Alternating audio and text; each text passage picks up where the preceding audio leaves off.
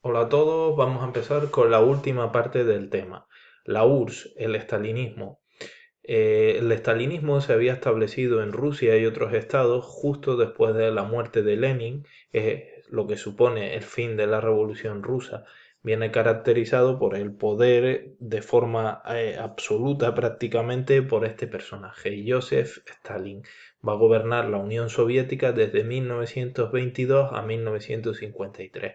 Aquí lo tenéis, una imagen suya en un cartel propagandístico con el símbolo de lo que fue la Unión Soviética, la estrella roja y la hoz y el martillo. Una de las características del periodo va a ser el culto a la personalidad del líder, es decir, de Stalin. Aquí en un cartel de propaganda en ruso que dice Stalin conduce a los pueblos hacia el socialismo. Va a ser el totalitarismo de izquierdas más característico del mundo en ese momento.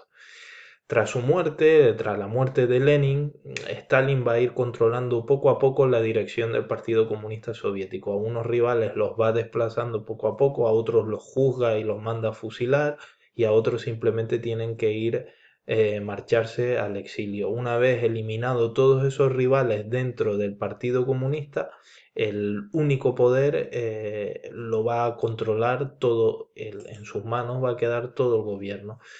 Su gobierno va a tener los principales rasgos que vamos a ver.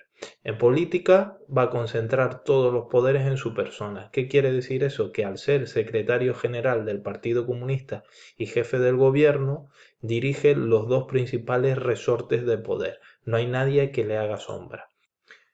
En cuanto a la política interna, va a mantener al Partido Comunista como el único partido legal y va a emplear una propaganda para extender la influencia del comunismo en todos los sectores de la sociedad. Pero lo más importante para mantenerse en el poder va a ser la represión sobre cualquier oposición política. Va a mandar al Gulag, que es un campo de trabajo que están situados en Siberia, muchos campos de trabajo, manda ahí a 1 millón y pico de opositores a su régimen.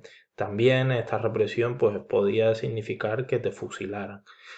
Intenta expandir el comunismo, esto en cuanto a política exterior, a través de una organización de los partidos comunistas que se reunían en una serie de congresos anualmente, que es la Tercera Internacional o Internacional Comunista. En ruso se diría Comiter.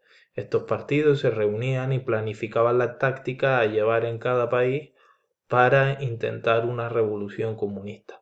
Van a fracasar en casi todos los países esos intentos de revolución, a no ser el sudeste asiático y Asia, donde va a triunfar la revolución comunista en China y en algún otro país.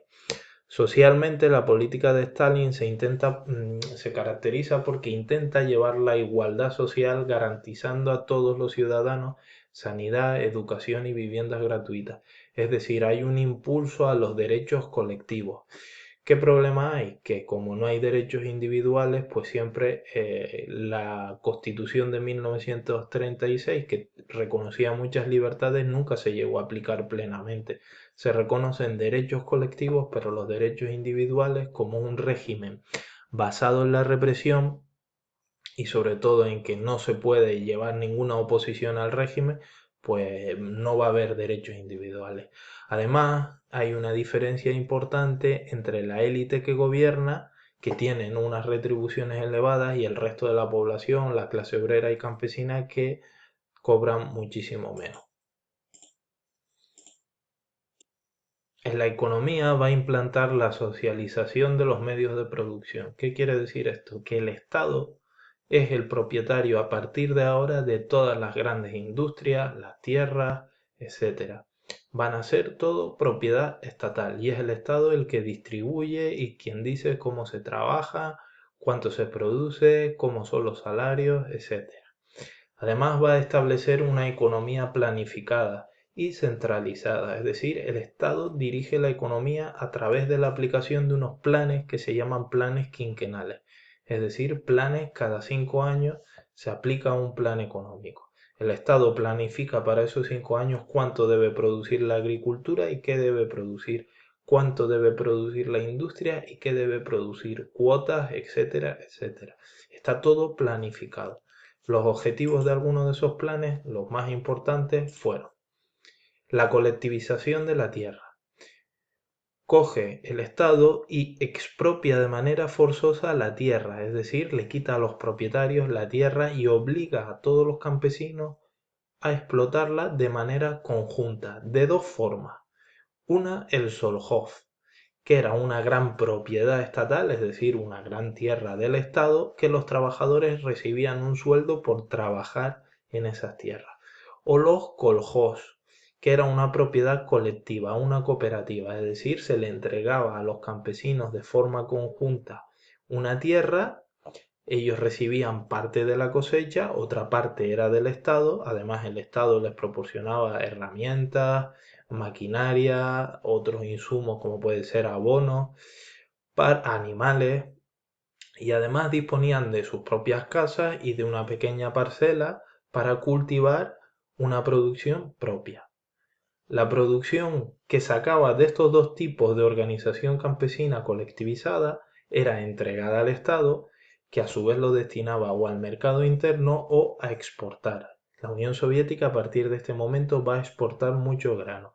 Estas exportaciones, con el capital que obtiene, compra maquinaria industrial para financiar su propia industrialización, porque hay que recordar que Rusia en los años 20 todavía es un país agrario y que necesita dinero y maquinaria para relanzar su industria. Bueno, aquí tenéis un esquema de lo que fue la colectivización de la tierra. Por un lado, el Estado se queda con toda la tierra, esa mano de obra excedente, es decir, la mano de obra que sobra, unos 20 millones de campesinos se van a dirigir a la ciudad. ¿Y qué pasan a hacer en la ciudad? Pues sobre todo se convierten en obreros industriales y van a proporcionar la mano de obra al desarrollo industrial.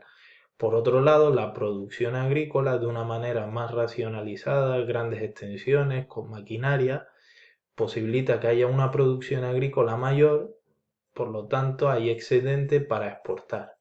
Esto que se vende al exterior origina un capital que el Estado lo emplea en comprar maquinaria y producir más. En este caso, la nacionalización de las industrias, las que ya existían, el Estado se va a quedar con ellas y va a invertir mucho en la creación de industrias pesadas, es decir, la industria del acero, de bienes de equipo, maquinaria, es decir, crear maquinaria para otras industrias o armamentística que va a posibilitar que la Unión Soviética se convierta en una potencia militar.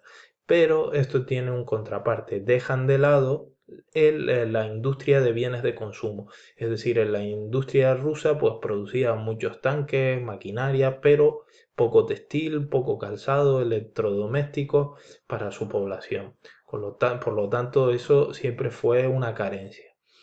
También va a invertir en la realización de grandes obras hidráulicas. ¿Por qué obras hidráulicas? Porque primero permiten mejorar la agricultura, pero sobre todo la producción de electricidad necesaria para la industria. Van electrificando toda la Unión Soviética y cuanto más electricidad produzca, mayores fábricas puedes tener.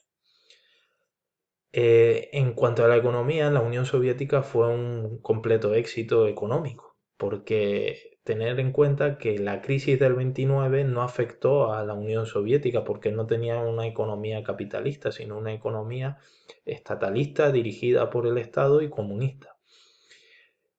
En pocos años va a doblar, en algunos casos como aquí, la renta nacional, es decir, había subido en muy pocos años. La producción de la industria también va a subir de manera más lenta, pero se va a colocar desde 1924 a 1937.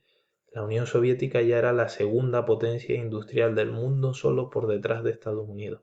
Había superado en muy pocos años, mirar en qué pocos años, había superado a Inglaterra, Alemania, Francia, a todos los países europeos.